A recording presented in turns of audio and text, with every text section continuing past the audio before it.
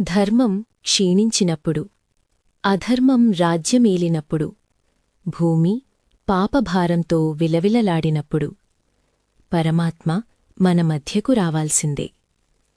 క్రూరుడైన కంసుడి రాజ్యంలో, కారాగారంలో దైవం జన్మించింది. ఆదిశేషుడు అన్నగా, పరమాత్మ పసివాడిగా. ఇది సాధారణ కథ కాదు. ఇది శ్రీ బలరామ జననం, శ్రీకృష్ణ జననం. భక్తి ఎలా దేవుణ్ణి బంధిస్తుందో చెప్పే అమృత కథ. భక్తి కథలు మీ హృదయాన్ని తాకితే, శ్రీమద్భాగవతం కథలు మీ మనస్సుకు శాంతినిస్తే, ఇలాంటి పవిత్ర కథలు మీకు మిస్ కాకూడదంటే ఇప్పుడే మా ఛానల్ను సబ్స్క్రైబ్ చేయండి. ప్రతి ఎపిసోడ్ భక్తితో స్పష్టంగా మీ ముందుకు తీసుకొస్తాము. కాలక్రమంలో భూమి అధర్మంతో నిండిపోయింది. రాక్షస స్వభావంగల రాజులు ప్రజలను హింసించసాగారు. భూమాత గోవుగా మారి బ్రహ్మదేవుణ్ణి ఆశ్రయించింది. బ్రహ్మ, శివ, దేవతలందరూ క్షీరసాగరంలో శ్రీమన్నారాయణుణ్ణి ప్రార్థించారు. అప్పుడు పరమాత్మ ఇలా పలికాడు: నేను అవతరిస్తాను. నా శక్తి ముందుగా అవతరిస్తుంది. ఆదిశేషుడు నా అన్నగా జన్మిస్తాడు. మధురను పాలించిన కంసుడు క్రూరుడు, అహంకారియు. దేవతలను హింసించాడు, యాదవులను ద్వేషించాడు. అతని పాపాలే అతని వినాశనానికి కారణం కాబోతున్నాయి. దేవకి ధర్మస్వరూపిణి, వసుదేవుడు మహానుభావుడు. వారి వివాహం ఘనంగా జరిగింది. కంసుడే స్వయంగా వివాహరథాన్ని నడిపించాడు. అప్పుడే ఆకాశం నుండి ఘోరమైన వాణి: ఓ కంసా, దేవకి 8వ సంతానమే నీ మరణానికి కారణం. ఆ మాటలు కంసుడి హృదయాన్ని కంపించేశాయా. కంసుడు దేవకిని చంపబోయాడు. వసుదేవుడు అడ్డుకొని ఇలా అన్నాడు: ప్రతి సంతానాన్ని నీకు అప్పగిస్తాను. కంసుడు అంగీకరించాడు. కాని తన హృదయంలో కరుణలేదు. దేవకీ వసుదేవులు కారాగారంలో బంధింపబడ్డారు. ఒక్కొక్కరుగా 6 శిశువులు జన్మించారు. కంసుడు అందరినీ హత్య చేశాడు. దేవకి కన్నీళ్లతో భగవంతుణ్ణి ధ్యానించింది. 7వ గర్భం ఏర్పడింది. ఇది సాధారణ గర్భం కాదు. పరమాత్మ ఆజ్ఞతో ఆ గర్భం రోహిణీదేవి గర్భానికి సంకర్షణ చేయబడింది. అందుకే ఆ శిశువుకు సంకర్షణుడు అనే పేరు వచ్చింది. కంసుడు గర్భం పోయిందని సంతోషించాడు. గోకులంలో రోహిణీదేవి గర్భంలో ఆదిశేషుడు బలరాముడిగా జన్మించాడు. తెల్లని కాంతి గోకులాన్ని కమ్మింది. అతడే కృష్ణునికి అన్నా. దేవకి గర్భంలో 8వ గర్భం ఏర్పడింది. అర్ధరాత్రివేళ కారాగారం వెలిగిపోయింది. శ్రీ మహావిష్ణువు చతుర్భుజ రూపంలో ప్రత్యక్షమయ్యాడు. శంఖం, చక్రం, గద, పద్మం. భగవంతుడు ఇలా అన్నాడు: నన్ను గోకులానికి తీసుకెళ్ళు. యశోదకు జన్మించిన కుమార్తెను ఇక్కడ ఉంచు. అంతటితో ఆయన బాలకృష్ణుడిగా మారాడు. వసుదేవుడు శిశువును గంపలో పెట్టాడు. కారాగార ద్వారాలు తెరుచుకున్నాయి. యమునా నది చీలిపోయింది. ఆదిశేషుడు పడకతో కాపాడాడు. గోకులంలో యశోద ఒక కుమార్తెకు జన్మనిచ్చింది. వసుదేవుడు శిశువులను మార్పిడి చేసి తిరిగి వచ్చాడు.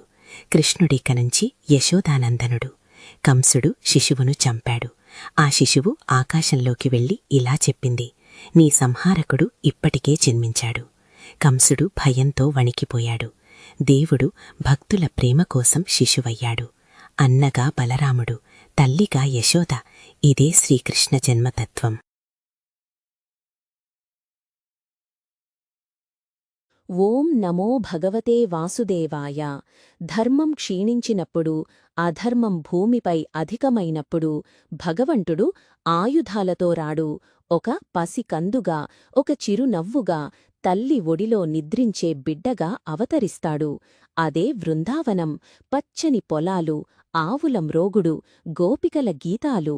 నందమహారాజు ఇంట్లో యశోదమాత ఒడిలో నీలవర్ణుడు, కమల నేత్రుడు నవ్వుతూ నిద్రిస్తున్నాడు. అతడే శ్రీకృష్ణుడు. పూతనా మోక్షలీల. మధురలో కంసుడు భయంతో వణికిపోతున్నాడు. దేవకి 8వ బిడ్డే నా మరణానికి కారణం అతని మనస్సును కాలుస్తోంది. ఆ భయంతోనే అతడు పిలిచాడు: పూతనను, పిల్లలను చంపడంలో క్రూరమైన రాక్షసి. అందమైన స్త్రీవేషంలో పూతన గోకులంలోకి ప్రవేశించింది.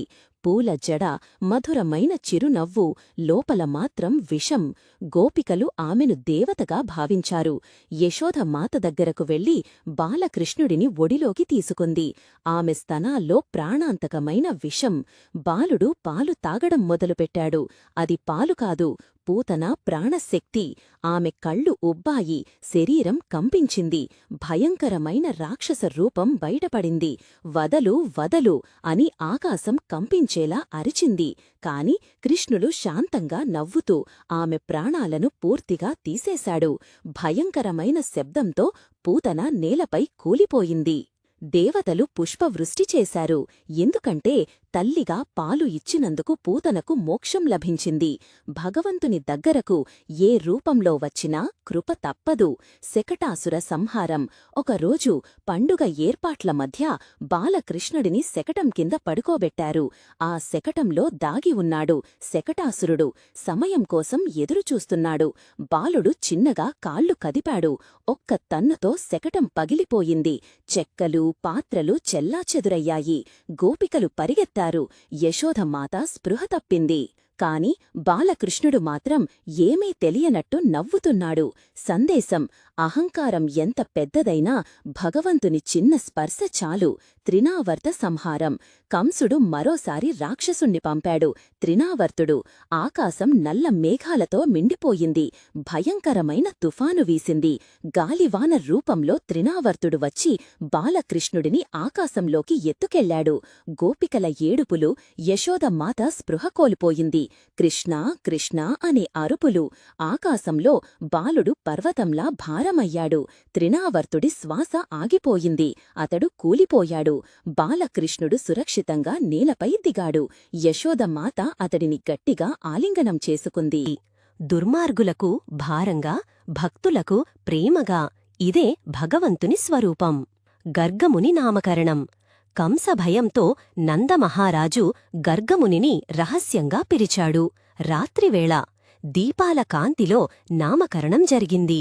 గర్గముని ఇలా అన్నాడు: ఈ బాలుడు అనేక యుగాలలో అనేక రూపాలు ధరించాడు.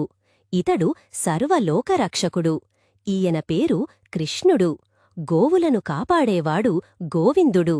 నంద, యశోద భక్తితో నమస్కరించారు. పసికందుగా వచ్చి రాక్షసులను సంహరించినవాడు ఇప్పటికీ మన హృదయాల్లో ఉన్నాడు. ఆయనను స్మరించండి, ఆయనను నమ్మండి. జై శ్రీకృష్ణ, జై శ్రీకృష్ణ. గోకులం. యమున తీరాన వెలసిన ఆ పవిత్ర గ్రామం. ప్రభాత సూర్యకిరణాలు పచ్చని పొలాలపై పరుచుకుంటున్నాయి. ఆవుల మ్రోగులు, పిల్లల నవ్వులు. అందమైన ఆ ఉదయం మరో దివ్యలీలకు సాక్ష్యమివ్వబోతోంది. నందగోపుడి ఇంటి ముందు చిన్న కృష్ణుడు తన స్నేహితులతో ఆటలాడుతున్నాడు. ముఖంపై వెన్న మరకలు, తలపై నెమలిపించం. చిన్న పసికాళ్లతో మట్టిలోపల ఆనందంగా తిరుగుతున్నాడు. కృష్ణుడి అల్లరికి అంతులేదు. భూమి కూడా అతనితో కలిసి నవ్వుతున్నట్టనిపిస్తుంది. ఆటలో మునిగిపోయిన కృష్ణుడు అకస్మాత్తుగా మట్టిని చేతిలో తీసుకుని చూశాడు. ఆ చిన్న చేతుల్లో మట్టికాదు, విశ్వమే ఉన్నట్టు. చిలిపిగా నవ్వుతూ ఆ మట్టిని నోట్లో పెట్టుకున్నాడు. అది చూసిన స్నేహితులు ఆశ్చర్యపోయారు. అయ్యో, కృష్ణుడు మట్టి తిన్నాడు అని అరుస్తూ యశోదమ్మ దగ్గరకు పరుగెత్తారు. యశోదమ్మ ఆ సమయంలో వెన్నమదిస్తోంది. పిల్లల అరుపులు విని ఆగింది. ఏమైంది అని అడిగింది. అమ్మా, కృష్ణుడు మట్టి తిన్నాడు అని పిల్లలు చెప్పారు. బలరావుడు కూడా నెమ్మదిగా తల ఊపాడు. తల్లి గుండెల్లో కోపంకన్నా ఎక్కువగా ఆందోళన. ఆమె కృష్ణుని దగ్గరకు నడిచింది. కృష్ణా, నువ్వు మట్టి తిన్నావా అని మృదువుగా కాని గంభీరంగా అడిగింది. కృష్ణుడు పెద్ద కళ్లతో అమాయకంగా చూశాడు. లేదమ్మా, వాళ్ళు అబద్ధం చెబుతున్నారు. యశోదమ్మ చిరునవ్వు నవ్వింది. అయితే నోరు తెరువు. ఆ క్షణం గోకులైలో గాలికూడా ఆగిపోయినట్టు అనిపించింది. కృష్ణుడు నెమ్మదిగా తన చిన్న నోరు తెరిచాడు. యశోదమ్మ లోపల చూసింది. అక్కడ చీకటి లేదు, అక్కడ శూన్యం లేదు, అక్కడ అనంత విశ్వం విప్పుకుంది. ఆమె చూసింది. సూర్యుడు ప్రకాశిస్తున్నాడు. చంద్రుడు వెలుగులో విరజిమ్ముతున్నాడు. అనేక నక్షత్ర గణాలు తిరుగుతున్నాయి. గంగా యమునా నదులు ప్రవహిస్తున్నాయి. పర్వతాలు నిలబడి ఉన్నాయి. సముద్రాలు అలలతో ఉప్పొంగుతున్నాయి. భూమి, ఆకాశం, కాలం అన్నీ ఆ చిన్న నోటిలోపల ఉన్నాయి. యశోదమ్మ గుండె బలంగా కొట్టుకుంది. ఆమె మరింత లోతుగా చూసింది. అక్కడ గోకులం కనిపించింది. నందగోపుడి ఇల్లు కనిపించింది. తానే కనిపించింది. కృష్ణుని నోరు చూస్తూ నిలబడి ఉంది. అది చూసి ఆమె వణికిపోయింది. ఇదేవిటి, నేను కలలో ఉన్నానా అని ఆమె మనసులో అనుకుంది. ఆ క్షణంలో ఆమెకొక సత్యమర్థమైంది. ఈ చిన్న బాలుడు సాధారణ శిశువు కాదు, సర్వలోకాలకు అధిపతి, సృష్టిస్థితి లయకర్త. అయితే అదే సమయంలో యోగమాయ తన మాయజాలాన్ని విస్తరించింది. ఆ దివ్యదృశ్యం క్రమంగా మాయమయింది. మళ్ళీ అక్కడ చిన్న కృష్ణుడే కనిపించాడు. ముఖంలో అమాయకమైన చిరునవ్వు. అమ్మా అని పిలిచాడు. యశోదమ్మ ఒక్కసారిగా కళ్ళు మూసుకుంది. ఆమె చూసింది నిజమా, కలనా?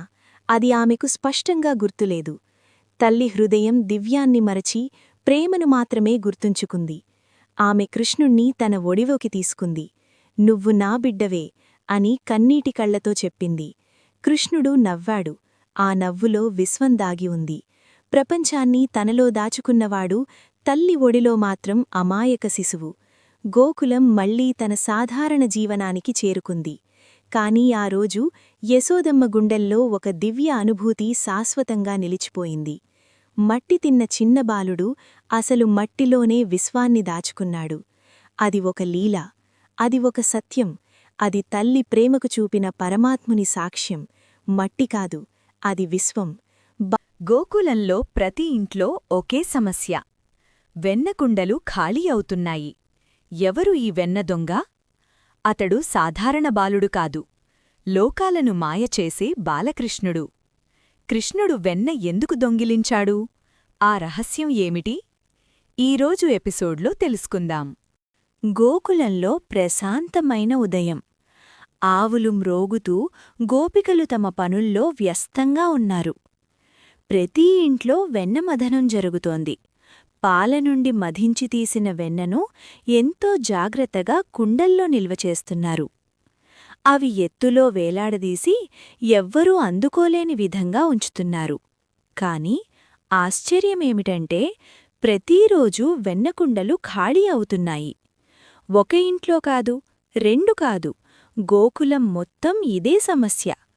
గోపికలు కోపంతో ఆశ్చర్యంతో మాట్లాడుకుంటున్నారు. ఇది ఎవరి పని అని అనుమానపడుతున్నారు. అప్పుడు వారికి కనిపించింది చిన్న చిన్న పాదముద్రలు. వెన్నతో తడిసిన ఆ అడుగులు ఒకే దిశగా వెళుతున్నాయి. అందరికీ ఒక్కసారిగా అర్థమైంది, ఈ పని ఎవరిదో. అతడే చిన్న బాలకృష్ణుడు. అందరూ కలిసి యశోద దగ్గరకు వెళ్లి ఫిర్యాదు చేశారు. నీ బిడ్డ మా వెన్న దొంగిలిస్తున్నాడు అని చెప్పారు. యశోద ఆశ్చర్యపోయింది. కృష్ణుణ్ణి పిలిచి అడిగింది. కృష్ణుడు మాత్రం అమాయకంగా నవ్వుతూ నేనేమీ చెయ్యలేదమ్మా అని చెప్పాడు. కాని అతని కళ్లల్లో ఉన్న చిలిపితనం మాత్రం వేరే కథ చెబుతోంది. కొద్దిసేపటికి కృష్ణుడు తన స్నేహితులతో కలిసి ఒక ప్లాన్ వేశాడు. ఎలా అయినా వెన్నను దొంగిలించాలని నిర్ణయించుకున్నారు. అందరూ కలిసి ఒక ఇంట్లోకి దొంగచాటుగా ప్రవేశించారు. వెన్నకుండలు ఎత్తులో వేలాడుతున్నాయి. అప్పుడు పిల్లలు ఒకరిపై ఒకరు ఎక్కి మెట్టులా నిలబడ్డారు. కృష్ణుడు పైకి ఎక్కుతూ చివరికి కుండ దగ్గరకు చేరాడు. ఒక్కసారిగా కుండ పగిలిపోయింది. వెన్న కురుస్తూ పిల్లలంతా ఆనందంతో నవ్వుతున్నారు. కృష్ణుడు వెన్న తింటూ తన స్నేహితులతో పంచుకుంటూ కోతులకు కూడా ఇస్తున్నాడు. అతని ముఖమంతా వెన్నతో నిండిపోయింది. కాని అతని నవ్వు మాత్రం అమాయకంగా ఉంది. అప్పుడే యశోద అక్కడికి వచ్చింది. పిల్లలంతా భయంతో పారిపోయారు. కాని కృష్ణుడు మాత్రం అక్కడే చిక్కిపోయాడు. యశోద కోపంతో అతని వెంబడించింది. కృష్ణుడు నవ్వుతూ పరిగెత్తాడు. చివరికి యశోద అతన్ని పట్టుకుంది. అతన్ని గట్టిగా చూడగా కృష్ణుడు మాత్రం నవ్వుతూ నిలబడ్డాడు. ఆ అమాయకమైన ముఖాన్ని చూసి యశోద కోపం కరిగిపోయింది. అతన్ని దగ్గరకు తీసుకుని ప్రేమగా చూసింది. అప్పుడు కృష్ణుడు తన చేతిలో ఉన్న వెన్నను యశోదకు ఇచ్చాడు. అది సాధారణ వెన్న కాదు, అది ప్రేమ, అది భక్తి. ఇదే ఈ లీల యొక్క అసలు రహస్యం. పాలు అంటే మన జీవితం, మదనం అంటే మన భక్తి, వెన్న అంటే మన శుద్ధమైన హృదయం. కృష్ణుడు వెన్నను దొంగిలించడం అంటే మన హృదయంలోని నిజమైన ప్రేమను స్వీకరించడం. అతను దొంగ కాదు, ప్రేమను దొంగిలించే దేవుడు. ఈ గోకులంలో మరో అందమైన ఉదయం ప్రారంభమయ్యింది. ప్రకృతి అందాలు, ఆవుల మ్రోగులు, పిల్లల నవ్వులు అంతా ఆనందంతో నిండిపోయింది. కాని ఈ ఆనందానికి మధ్యలో ఒక చిన్న చిలిపితన లీలలు కొనసాగిస్తున్నాడు. అతడే మన బాలకృష్ణుడు. రోజురోజుకీ అతని చిలిపితనం పెరుగుతోంది. ఇంటింటికి వెళ్లి వెన్న దొంగిలించడం, స్నేహితులతో పంచుకోవడం, కోతులతో కూడా ఆడుకోవడం. గోపికలు ఎంత జాగ్రత్తగా వెన్నదాచినా అది మాయమవుతోంది. ఈసారి యశోద ఒక నిర్ణయం తీసుకుంది. నా బిడ్డ ఏం చేస్తున్నాడో చూడాలి అని. ఆమె నిశ్శబ్దంగా దాక్కుంది. కొద్దిసేపటికి కృష్ణుడు తన స్నేహితులతో వచ్చాడు. అతని కళ్లలో చిలిపితనం, ముఖంలో అమాయకపు నవ్వు. పిల్లలు కలిసి ఒక మెట్టులా నిలబడ్డారు. కృష్ణుడు పైకి ఎక్కి వెన్నకుండను పగలగొట్టాడు. వెన్న కురుస్తోంది. పిల్లలు నవ్వుతున్నారు. కృష్ణుడు కోతులతో పంచుకుంటున్నాడు. ఇది చూసి యశోద ముందుకు వచ్చింది. కృష్ణుడు వెంటనే పారిపోయాడు. యశోద అతని వెంబడించింది. చివరికి అతన్ని పట్టుకుంది. ఈసారి యశోద అతన్ని కట్టాలని నిర్ణయించింది. తాడు తీసుకుని కట్టడానికి ప్రయత్నించింది. కాని ఆశ్చర్యంగా తాడు సరిపోలేదు. ఎంత తాడు తీసుకున్నా 2 అంగుళాలు తక్కువే. యశోద అలసిపోయింది. కాని ప్రయత్నం ఆపలేదు. ఆమె ప్రేమను చూసి కృష్ణుడు తన లీలను ఆపాడు. తల్లి ప్రేమకు లొంగిపోయాడు. చివరికి కృష్ణుడు ఉకలానికి కట్టబడ్డాడు. అదే సమయంలో గోకులంలో ఉన్న 2 పెద్ద అరజున చెట్లు ఒక గొప్ప రహస్యాన్ని దాచుకున్నాయి. వాటి లోపల 2 దేవతలు బంధించబడ్డారు. వారి ఎవరో తెలుసా? కుబేరుని కుమారులు, నళకువరుడు మరియు మణిగ్రీవుడు. ఒకప్పుడు వారు స్వర్గంలో నివసిస్తూ అహంకారంతో జీవించేవారు. ధనం, శక్తి, ఆనందం ఇవి అన్నీ వాళ్లకు ఎక్కువగా లభించాయి. అవి వారిని వినయాన్ని మర్చిపోయేలా చేశాయి. ఒకరోజు వారు మందు తాగి నదిలో స్నానం చేస్తూ అహంకారంతో, అవినయంతో ప్రవర్తించారు.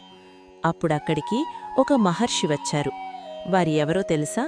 దేవర్షి నారదుడు, భక్తి మార్గాన్ని చూపించే మహానుభావుడు. నారద మహర్షి వచ్చి నిలబడ్డారు. కాని నలకువరుడు, మణిగ్రీవుడు ఆయనను గౌరవించలేదు. అహంకారంతో ఆయన్ని పట్టించుకోలేదు. ఈ దృశ్యాన్ని చూసి నారదుడు కోపగించలేదు. కాని వారిని సరిదిద్దాలని భావించాడు. ఆయన వారికి శాపమిచ్చాడు. మీరు అహంకారంతో నిలబడ్డారు, అందుకే చెట్లుగా నిలబడి ఉండండి అని శపించాడు. కాని నారదుడు కరుణామూర్తి. అతను వెంటనే చెప్పాడు, కృష్ణుడు భూమిపై అవతరించినప్పుడు ఆయన స్పర్శతో మీరు విముక్తి పొందుతారు. అలా ఆ 2 దేవతలు చెట్లుగా గోకులంలో నిలబడ్డారు. ఇప్పుడు కృష్ణుడు ఉఖలానికి కట్టబడి ఉన్నాడు. కాని అతను అక్కడే ఆగలేదు. ఉఖలాన్ని లాగుతూ ముందుకు కదిలాడు. అతని ముందు అవే 2 చెట్లు ఉన్నాయి. కృష్ణుడు వాటి మధ్యగా వెళ్లాడు. ఉఖలం ఇరుక్కుపోయింది. కృష్ణుడు బలంగా లాగాడు. ఒక్కసారిగా ఆ 2 చెట్లు భారీ శబ్దంతో కూలిపోయాయి. ఆ చెట్లలో నుండి 2 ప్రకాశవంతమైన దివ్యస్వరూపాలు బయటకు వచ్చాయి. వారు కృష్ణుణ్ణి చూసి నమస్కరించారు. ప్రభూ, మా అహంకారాన్ని తొలగించి మాకు విముక్తి ఇచ్చినందుకు ధన్యవాదాలు అని అన్నారు. కృష్ణుడు చిరునవ్వు నవ్వాడు. వారు విముక్తి పొందారు. దేవలోకానికి తిరిగి వెళ్లారు. యశోద అక్కడికి వచ్చి ఈ దృశ్యాన్ని చూసి ఆశ్చర్యపోయింది. కాని ఆమెకు కృష్ణుడు దేవుడు కాదు, తన బిడ్డ. ఆమె అతన్ని కౌగిలించుకుంది. ఈ లీల మనకొక గొప్ప సందేశమిస్తుంది. అహంకారం మనిషిని పడగొడుతుంది. వినయం మనిషిని పైకి తీసుకెళ్తుంది. భక్తి ఉన్నచోట దేవుడు స్వయంగా వస్తాడు. కృష్ణుడు తాడుతో కట్టబడ్డాడు కాదు, ప్రేమతో బంధించబడ్డాడు. అందుకే అతను దామోదరుడు అని పిలుస్తారు. మన హృదయం శుద్ధంగా ఉంటే అక్కడ కృష్ణుడు నివసిస్తాడు. గోకులంలో మరో అందమైన రోజు ప్రారంభమైంది. పల్లె జీవితం తన అందంతో మెరిసిపోతోంది. ఆవుల మ్రోగులు, పిల్లల నవ్వులు అన్నీ కలిపి ఒక ఆనంద వాతావరణాన్ని సృష్టిస్తున్నాయి. కాని ఈరోజు గోకులంలో ప్రత్యేకమైన సందడి కనిపిస్తోంది. ప్రతి ఇంట్లో పనులు వేగంగా జరుగుతున్నాయి. స్త్రీలు వంటలు చేస్తున్నారు, పురుషులు ఏర్పాట్లలో వ్యస్తంగా ఉన్నారు. ఎందుకంటే ఈరోజు ఇంద్రుడికి పూజ చేసే రోజు. ప్రతి సంవత్సరం గోకుల ప్రజలు ఇంద్రుడికి యజ్ఞం చేస్తారు. వర్షాలు కురిపించి పంటలను కాపాడుతున్నాడు అని భావించి ఆయనకు కృతజ్ఞతగా ఈ పూజను నిర్వహిస్తారు. కృష్ణుడు కొద్దిసేపు ఆలోచించాడు. తర్వాత మెల్లగా అన్నాడు, నాన్నా, మనకు ఆహారమిస్తుంది భూమి, గోవులు పాలిస్తాయి, గోవర్ధనగిరి మనకు ఆశ్రయమిస్తుంది. అయితే మనం పూజించాల్సింది ఇంద్రుడిని కాదు, మనకు సహాయం చేసే ప్రకృతినే కదా. ఈ మాటలు విన్న నందుడు ఆశ్చర్యపోయాడు. గ్రామంలోని పెద్దలు కూడా ఆలోచనలో పడ్డారు. కృష్ణుడు మళ్ళీ అన్నాడు, మన జీవితం ప్రకృతిపై ఆధారపడి ఉంది. అందుకే మనం గోవర్ధనగిరిని పూజించాలి.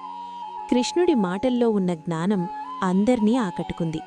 చివరికి గోకుల ప్రజలు కృష్ణుడి మాట విని ఇంద్రపూజను ఆపి గోవర్ధనగిరికి పూజ చెయ్యాలని నిర్ణయించారు. అందరూ కలిసి గోవర్ధనగిరి దగ్గరకు వెళ్లారు. వివిధ రకాల వంటలు తయారుచేశారు. పాలు, పెరుగు, వెన్న అన్నీ సమర్పించారు.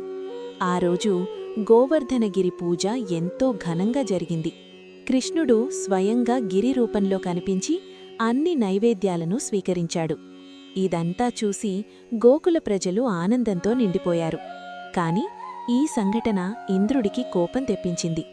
నన్ను పూజించకుండా ఒక చిన్న బాలుడి మాట విని గోవర్ధనగిరిని పూజిస్తున్నారా అని అతను కోపంతో మండిపోయాడు. తన గర్వంతో గోకులాన్ని శిక్షించాలనుకున్నాడు. అతను భారీ మేఘాలను పిలిచాడు. పొయ్యి గోకులాన్ని నాశనం చెయ్యండి అని ఆజ్ఞాపించాడు. ఒక్కసారిగా ఆకాశం మబ్బులతో నిండిపోయింది. మెరుపులు మెరుస్తున్నాయి, గర్జనలు వినిపిస్తున్నాయి. భారీ వర్షం మొదలైంది. అది సాధారణ వర్షం కాదు, విపరీతమైన తుఫాను. గాలి బలంగా వీచుతోంది. నీరు ఉధృతంగా ప్రవహిస్తోంది. గోకుల ప్రజలు భయంతో వణికిపోయారు. ఆవులు పరుగులు తీస్తున్నాయి, పిల్లలు ఏడుస్తున్నారు. ఇది ఏమి జరుగుతోంది అని అందరూ ఆందోళన చెందుతున్నారు. అప్పుడు అందరూ కృష్ణుడి దగ్గరకు వచ్చారు. కృష్ణ, మమ్మల్ని కాపాడు అని వేడుకున్నారు. కృష్ణుడు ప్రశాంతంగా నవ్వాడు. అతనన్నాడు, భయపడకండి, నేనున్నాను అని చెప్పి గోవర్ధనగిరి దగ్గరకు వెళ్లాడు. అక్కడ ఒక అద్భుతం జరిగింది. చిన్న కృష్ణుడు తన చిన్న వేళ్లతో భారీ గోవర్ధనగిరిని ఎత్తాడు. అది చూసి అందరూ ఆశ్చర్యపోయారు. కృష్ణుడన్నాడు, అందరూ ఇక్కడికి రండి, ఈ గిరి కింద ఆశ్రయం పొందండి అని చెప్పి గోకుల ప్రజలు, ఆవులు అందరూ గోవర్ధనగిరి కిందకి వచ్చారు. వర్షం ఇంకా పడుతూనే ఉంది, కాని ఎవరికీ హాని కలగలేదు. కృష్ణుడు ఒక చేతితో గిరిని పట్టుకొని మరొక చేతితో అందరినీ ధైర్యం చెప్పాడు. అతని ముఖంలో అలసటలేదు, భయం లేదు, కేవలం ప్రేమ, రక్షణ. 7 రోజులు 7 రాత్రులు కృష్ణుడు గిరిని అలాగే పట్టుకొని నిలబడ్డాడు. గోకుల ప్రజలు ఆ అద్భుతాన్ని చూస్తూ కృష్ణుడి మహిమను గ్రహించారు. ఇదంతా చూసి ఇంద్రుడికి తన తప్పు అర్థమైంది. అతని అహంకారం కరిగిపోయింది. అతని కృష్ణుడి దగ్గరకు వచ్చి తల వంచి నమస్కరించాడు. ప్రభూ, నేను అహంకారంతో తప్పు చేశాను, నన్ను క్షమించండి అని ప్రార్థించాడు. కృష్ణుడు చిరునవ్వు నవ్వాడు. అహంకారం మనిషిని అంధుణ్ణి చేస్తుంది, వినయం అతన్ని మహానుభావుణ్ణి చేస్తుంది అని చెప్పాడు. ఇంద్రుడు తన తప్పును అంగీకరించి వెనక్కి వెళ్ళిపోయాడు. వర్షం ఆగిపోయింది. ఆకాశం మళ్లీ ప్రశాంతమైంది. కృష్ణుడు గోవర్ధనగిరిని మళ్లీ తన స్థానంలో ఉంచాడు. గోకుల ప్రజలు ఆనందంతో నిండిపోయారు. అందరూ కలిసి కృష్ణుణ్ణి స్తుతించారు. ఈ లీల మనకొక గొప్ప పాఠం నేర్పిస్తుంది. అహంకారం ఎంత పెద్దదైనా దైవం ముందు చిన్నదే. భక్తి ఉన్నచోట దేవుడు ఎప్పుడూ ఉంటాడు, మనల్ని కాపాడుతాడు. కృష్ణుడు కేవలమొక బాలుడు కాదు, అతను పరమాత్మ, ప్రేమతో నిండిన రక్షకుడు. గోకులం ఆనందంతో నిండిన ఒక చిన్న ప్రపంచం. ఆవుల మ్రోగులు, పిల్లల నవ్వులు, యమునానది తీరంలో ప్రశాంత జీవితం. కాని ఆ ప్రశాంతతలో ఒక భయం దాగి ఉంది. యమునా నది ఎప్పుడో జీవంతో నిండినది. ఇప్పుడు విషంతో నిండిపోయింది. నీటి రంగు మారిపోయింది. దగ్గరికి వెళ్తే కూడా భయమే. చెట్లు ఎండిపోయాయి. పక్షులు అక్కడికి రావటం మానేశాయి. ఎందుకంటే ఆ నదిలో ఒక భయంకరమైన నాగు ఉంది. అతనే కాళీయుడు. మొదటగా రమణక ద్వీపంలో నివసించేవాడు. అతనికి అపారమైన శక్తి ఉంది. అతనిలో అహంకారం కూడా ఎక్కువే. కాని అతని హృదయంలో ఒక భయముంది. అది గరుడు. ఒకరోజు తన అహంకారంతో కాళీయుడు గరుడుడికి ఇవ్వాల్సిన నైవేద్యాన్ని తక్కువగా చూశాడు. దీంతో గరుడు కోపంతో మండిపోయాడు. అతను కాళీయుడిపై దాడి చేశాడు. భయంతో కాళీయుడు అక్కడి నుండి పారిపోయాడు. అతను ఒక సురక్షిత స్థలం కోసం వెతికాడు. అప్పుడు అతనికి తెలిసింది, యమునా నదిలో ఒక ప్రదేశముంది. అక్కడ గరుడు రావడంలేదు. ఎందుకంటే ఒక మహర్షి శాపం వల్ల ఆ ప్రదేశంలో గరుడు అడుగుపెట్టలేడు. పక్షిరాజు గరుడు సర్పాల శత్రువు. ఎక్కడ సర్పముంటే అక్కడికి వెళ్లి దానిని భక్షిస్తాడు. కాళీయుడు కూడా గరుడుడి భయంతో ఎప్పుడూ ఉండేవాడు. దీంతో కాళీయుడు అక్కడికి వచ్చి నివసించాడు. కాని తన స్వభావాన్ని మార్చుకోలేదు. అతను యమునాను విషంతో నింపాడు. ప్రకృతిని నాశనం చేశాడు. ప్రజలను భయపెట్టాడు. అలా భయంతో పారిపోయిన కాళీయుడు ఇక్కడ ఇతరులకి భయంగా మారిపోయాడు. ఒకరోజు గోకులంలోని పిల్లలు యమునా తీరానికి వచ్చారు. వారికి ఆ ప్రమాదం తెలియదు. వారు ఆటల్లో మునిగిపోయారు. బంతి ఆడుతూ ఆ బంతి యమునా నదిలో పడిపోయింది. అందరూ ఒక్కసారిగా ఆగిపోయారు. అది ప్రమాదకరం అని చెప్పారు. కాని కృష్ణుడు మాత్రం నవ్వాడు. నేను తీసుకువస్తాను అని అన్నాడు. అందరూ ఆపడానికి ప్రయత్నించారు. కృష్ణా, అది విషం. కాని కృష్ణుడు వినలేదు. అతను నదిలోకి దూకాడు. నీరు ఉప్పొంగింది. అలలు ఎగిసిపడ్డాయి. కాళీయుడు కోపంతో లేచాడు. అతని భారీ తలలు కృష్ణుడిని చుట్టేశాయి. పైకి ఉన్న గోపాలులు భయంతో వణికిపోయారు. కృష్ణా అని అరిచారు. యశోద, నందుడు పరుగెత్తుకుంటూ వచ్చారు. ఆ దృశ్యం చూసి అందరూ కన్నీళ్లు పెట్టుకున్నారు. పైకి ఉన్న గోపాలులు భయంతో వణికిపోయారు. కృష్ణా అని అరిచారు. కాళీయుడు తన శక్తితో కృష్ణుడిని బిగించి పట్టుకున్నాడు. అందరికీ అనిపించింది, ఇది అంతే తే. కాని కృష్ణుడెవరో గుర్తుచేసుకోండి. అతను పరమాత్మ. ఒక్కసారిగా కృష్ణుడు తన బంధనాల నుండి బయటపడ్డాడు. అతను పైకి ఎగిరి కాళీయుడి తలపైకి ఎక్కాడు. అక్కడ ఒక అద్భుతం జరిగింది. కృష్ణుడు కాళీయుడి తలలపై నాట్యం చెయ్యడం ప్రారంభించాడు. ప్రతి అడుగు ఒక దైవ శక్తిని చూపించింది. కాళీయుడి తలలు ఒక్కొక్కటిగా బలహీనమయ్యాయి. అతని అహంకారం కూలిపోయింది. దేవతలు పుష్పవర్షం కురిపించారు. ఆకాశం ఆనందంతో నిండిపోయింది. కాళీయుడి భార్యలు భయంతో కృష్ణుడి దగ్గరకు వచ్చారు. వారు నమస్కరించి అన్నారు, ప్రభూ, అతన్ని క్షమించండి. కాళీయుడు కూడా తన తప్పు గ్రహించాడు. అతను తలవంచి అన్నాడు, నా అహంకారం వల్లని నేను ఇలా అయ్యాను. కృష్ణుడు చిరునవ్వు నవ్వాడు. ఇక్కడి నుండి వెళ్ళిపో. ఇకపై ఎవ్వరికీ హాని చెయ్యవద్దు.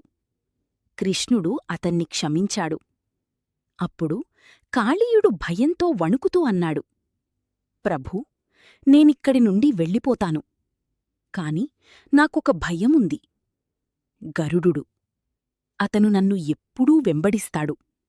ఇక్కడ మాత్రమే నాకు రక్షణ ఉంది. ఇక్కడ గరుడు రావడం లేదు. అందుకే నేనిక్కడ దాక్కున్నాను. కాళీయుడి కళ్లలో భయం కనిపించింది. అతను మళ్ళీ ప్రార్థించాడు. ప్రభూ, నేను వెళ్ళిపోయిన తర్వాత గరుడు నన్ను చంపేస్తాడు. దయచేసి నన్ను రక్షించండి. నేను ఎక్కడికి వెళ్ళినా అతను నన్ను వదిలిపెట్టడు. ఇక్కడ మాత్రమే నాకు రక్షణ ఉంది. ఇక్కడ గరుడు రావడం లేదు. అందుకే నేనిక్కడ దాక్కున్నాను. అప్పుడు కృష్ణుడు చిరునవ్వు నవ్వాడు. ఆ చిరునవ్వులో దయ, కరుణ, ప్రేమ ఉన్నాయి. కృష్ణుడు మెల్లగా అన్నాడు, కాళీయా, భయపడకు. నీ తలలపై నా పాదముద్రలు ఉంటాయి. ఆ పాదముద్రలను చూసి గరుడు నిన్ను ఎప్పటికీ హాని చెయ్యలేదు. ఎందుకంటే అవి నా గుర్తులు. అవి ఉన్నచోట ఎవ్వరూ హాని చెయ్యలేరు. ఈ మాటలు విన్న కాళీయుడు ఆనందంతో నిండిపోయాడు. అతని భయం పూర్తిగా తొలగిపోయింది. అతను నమస్కరించి అన్నాడు, ప్రభూ, మీ కరుణకు నేను రుణపడి ఉన్నాను. ఈ మాటలు విన్న కాళీయుడు ఆనందంతో నిండిపోయాడు. అతని భయం పూర్తిగా తొలగిపోయింది. అతను నమస్కరించి అన్నాడు, ప్రభూ, మీ కరుణకు నేను రుణపడి ఉన్నాను. ఆ కాళీయుడు తన కుటుంబంతో కలసి శాంతిగా యమునా నదిని వదిలి వెళ్ళిపోయాడు. ఆ రోజు నుండి గరుడు కూడా కృష్ణుడి పాదముద్రలను గౌరవించి కాళీయుడిని ఎప్పటికీ హాని చెయ్యలేదు. యమునా నది మళ్లీ పవిత్రంగా మారింది. ప్రకృతి మళ్లీ జీవంతో నిండిపోయింది. దైవం కేవలం శిక్షించదు, రక్షణ కూడా ఇస్తుంది. కృష్ణుడు కాళీయుడి అహంకారాన్ని మాత్రమే కాదు, అతని భయాన్ని కూడా తొలగించాడు. యమునా నది మళ్లీ శుభ్రంగా మారింది. నీరు స్వచ్ఛంగా పారింది. ప్రకృతి మళ్లీ జీవంతో నిండిపోయింది. గోకుల ప్రజలు ఆనందంతో నిండిపోయారు. వారు కృష్ణుడిని చూసి నమస్కరించారు. యశోద కృష్ణుడిని గట్టిగా ఆలింగనం చేసుకుంది. ఆమె కళ్లలో ఆనందబాష్పాలు. ఈ లీల మనకు చెబుతుంది, అహంకారం ఎంత పెద్దదైనా దైవం ముందు చిన్నదే. దుష్టశక్తులు ఎంత బలమైనవైనా ధర్మం ముందు ఓడిపోతాయి. కృష్ణుడు మన రక్షకుడు, మన మార్గదర్శి. గోకులం చిన్నపిల్లల నవ్వులతో మారుమోగే ఒక పవిత్ర స్థలం. అక్కడ ప్రతిరోజూ ఒక కొత్త లీల, ఒక కొత్త అద్భుతం. కాళీయుణ్ణి జయించిన తర్వాత చిన్న కృష్ణుడు తన స్నేహితులతో కలిసి వనం వైపు అడుగులు వేస్తాడు. కాని ఆ ఆనందం మధ్యలో కూడా ప్రమాదం దాగి ఉంది. ఈరోజు మీరు చూడబోతున్నది కృష్ణుడి వనం లీలలు, అసురుల సంహారం మరియు దైవం మనతో ఎలా ఆటలాడుతుందో చూపించే అద్భుత కథ. మరి ఆలస్యమెందుకు? ఈ దివ్య ప్రయాణాన్ని ప్రారంభిద్దాం. యమునా తీరాలు ఇప్పుడెంతో నిశ్శబ్దంగా ఉన్నాయి. ఒకప్పుడు విషంతో ఉప్పొంగిన ఆ జలాలు ఇప్పుడు స్ఫటికంలా పారుతున్నాయి. చెట్లు మళ్లీ పచ్చబడ్డాయి. పక్షులు మళ్లీ కూస్తున్నాయి. గోకులం మళ్లీ జీవించింది. ఆ ఆనందం మధ్యలో ఒక చిన్న నవ్వు వినిపించింది. అది కృష్ణుడి నవ్వు. ప్రతి ఉదయం సూర్యుడు ఉదయించే ముందే నందగోపాలుని ఆవరణలో ఆవుల మ్రోగులు వినిపిస్తాయి. చిన్న చిన్న గోపాలులు తమ చేతుల్లో కర్రలు పట్టుకుని రా కృష్ణా అని పిలుస్తారు. కృష్ణుడు బయటికి వస్తాడు. ముఖంలో చిరునవ్వు, కళ్లల్లో వెలుగు. పక్కనే బాలరాముడు, అతని అడుగులకు ధైర్యం. వారు అందరూ కలిసి ఆవులను ముందుకు నడిపిస్తూ వనం వైపు బయలుదేరుతారు. ఆ దారి మట్టిబాట. కాని వారికోసమది ఒక పండగలాంటిది. వారు పాటలు పాడుతారు. కొందరు కోయిలను అనుకరిస్తారు. కొందరు కోతుల్లా చెట్లెక్కుతారు. కృష్ణుడు అందరి మధ్యలో. అతని నవ్వు అందరినీ కట్టిపడేస్తుంది. వనం చేరుకున్నాక ప్రకృతి ఒక ఆలయంలా మారుతుంది. ఎత్తైన చెట్లు, చల్లని నీడలు, గాలికూడా మృదువుగా వీచుతుంది. కృష్ణుడు తన వేణువును నెమ్మదిగా ఊదుతాడు. ఆ స్వరం ఆకాశంలోకి ఎగిరి చెట్లలో దాగి హృదయాల్లో నిలిచిపోతుంది. అలా రోజులు గడుస్తున్నాయి. ఆటలు, నవ్వులు, చిన్న చిన్న గొడవలు. కాని వారి జీవితంలోకి మళ్ళీ మళ్ళీ చీకటి ప్రవేశిస్తోంది. ఒకరోజు ఆవులు మేత తింటూ ఉండగా వారి మధ్యలోకి ఒక చిన్న దూడ వచ్చింది. ఎవరూ గమనించలేదు. కాని కృష్ణుడు గమనించాడు. అది సాధారణ దూడ కాదు, వత్సాసురుడు. కృష్ణుడు మెల్లగా అతని దగ్గరకు నడిచాడు. అతని కళ్లలో ఒక చిన్న చిరునవ్వు. అచానక్ ఆ దూడను పట్టుకుని ఒక చక్రంలా తిప్పి గాలిలోకి విసిరేశాడు. ఆకాశంలో అతని అసలు రూపం బయటపడింది. ఒక భయంకరమైన అసురుడు. అతను నేలపై పడిపోయేసరికి అన్నీ నిశ్శబ్దమయ్యాయి. తరువాత మళ్లీ నవ్వులు మొదలయ్యాయి. ఎందుకంటే వారికి అది ఒక ఆటగా అనిపించింది. కాని వారి ఆటల్ని గమనిస్తున్నది దూరంలో ఒక చీకటి. కొన్ని రోజుల తర్వాత ఆకాశం ఒక్కసారిగా చీకటిగా మారింది. ఒక భారీ నీడ వనం మీద పడింది. గోపాలులు పైకి చూశారు. ఒక పెద్ద పక్షి ఆకాశాన్ని కప్పేసింది.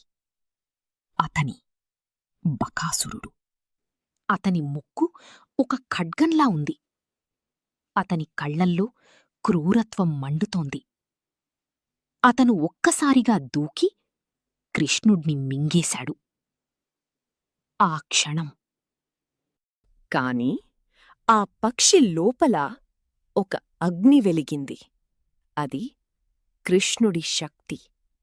బకాసురుడు తట్టుకోలేక కృష్ణుణ్ణి బయటికి విసిరేశాడు. అప్పటికి కృష్ణుడు అతని ముక్కును పట్టుకుని 2 ముక్కలుగా చీల్చేశాడు. అసురుడు పడిపోయాడు. వనం మళ్ళీ ఊపిరి పీల్చుకుంది. ఇలా ప్రతిరోజూ ఒక లీల, ప్రతి క్షణం ఒక అద్భుతం. ఒకరోజు గోపాలులు ముందుకు నడుస్తూ ఉండగా వారికి ఒక పెద్ద గుహ కనిపించింది. వింతగా ఉంది. కాని వారికి అది ఒక ఆటలా అనిపించింది. రండి అని అందరూ లోపలికి వెళ్ళారు. అది గుహ కాదు, అదొక పాము నోరు. అతనే అఘాసురుడు. లోపల చీకటి, విషవాసన. గోపాలులు ఒక్కొక్కరిగా లోపలికి వెళ్ళిపోయారు. కృష్ణుడు బయట నిలిచాడు. ఒక్క క్షణం అతను ఆలోచించాడు. వారిని రక్షించాలి. అతను కూడా లోపలికి అడుగుపెట్టాడు. ఆ చీకటి మధ్య అతని రూపం పెరిగింది, విస్తరించింది. పాము ఊపిరి తీసుకోలేక అక్కడికక్కడే చనిపోయింది. అందరూ సురక్షితంగా బయటకొచ్చారు. వారికి ఏమీ తెలియదు. మళ్ళీ నవ్వుకున్నారు. ఈ లీలలు దేవతలను కూడా ఆశ్చర్యపరిచాయి. సృష్టికర్త బ్రహ్మ ఇతనెవరు అని అనుకున్నాడు. అతను ఒక పరీక్ష పెట్టాడు. గోపాలునను, ఆవులను అన్నింటినీ దాచేశాడు. కృష్ణుడు అన్నీ తెలుసుకున్నాడు. కాని అతను కోపపడలేదు. అతను నవ్వాడు. అతను తానే గోపాలులుగా మారిపోయాడు. తానే ఆవులుగా మారిపోయాడు. ప్రతి ఇంట్లో కృష్ణుడే కనిపించాడు. ప్రతి హృదయంలో కృష్ణుడే జీవించాడు. 1 సంవత్సరం ప్రేమ పెరిగింది, ఆనందం పెరిగింది. బ్రహ్మ తిరిగి వచ్చాడు. ఈ దృశ్యం చూసి అతను ఆశ్చర్యపోయాడు. కృష్ణుడు చిరునవ్వు నవ్వాడు. బ్రహ్మ, నువ్వు నన్ను పరీక్షించడానికి వచ్చావా? బ్రహ్మ ఒక్క క్షణం ఆశ్చర్యపోయాడు. అవును, నీవు సాధారణ బాలుడివి కాదని తెలుసు. కాని నీవెవరో తెలుసుకోవాలనుకుంటున్నాను. కృష్ణుడు నిశ్శబ్దంగా నిలబడ్డాడు. అతని కళ్ళల్లో అనంత విశ్వం కనిపించింది. నన్ను తెలుసుకోవాలని ఉందా బ్రహ్మా? అన్న క్షణంలో ప్రపంచం మారిపోయింది.